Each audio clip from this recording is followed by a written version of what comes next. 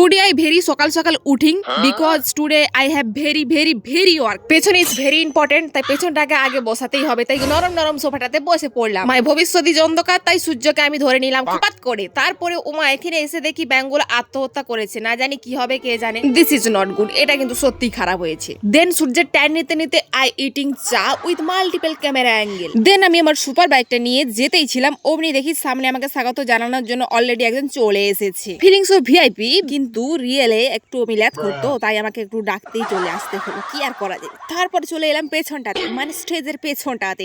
এসে এখানে দেখলাম সবকিছু ঠিকঠাক ওকে আছে নাকি, স্টেজটা আবার ভেঙে পড়বে না তো, তাই একটু আর কি চেক করে নিলাম। সবে তো শুরু মাত্র, নাচটা তো হবে শেষের দিন। এখন আপাতত আমরা অ্যানাউন্সের দিকে যাই।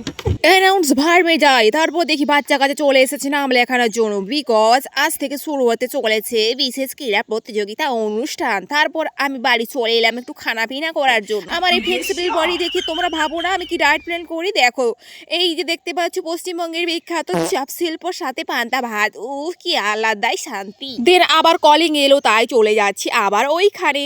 এটা আসলে আমাদের সরস্বতী পূজার অনুষ্ঠান, যেটা মাধ্যমিক পরীক্ষার জন্য বন্ধ ছিল, এখন হচ্ছে। তারপর তো বিকাল হতে না হতে বাচ্চা কাচ্চাদের খেলা থেকে শুরু করে কত কি নাই হলো। আর এত খেলা হয়েছিল যে সন্ধ্যায় হয়ে গেল প্রায়। আমাদের কমিটি ইজ ভেরি চড়া, আবার কালকে খেলা হবে, তাই মায়ের সঙ্গে দেখা করে হালকা করে চলে এলাম বাড়ি। টাটা গাইস, দেখা হচ্ছে কালকে।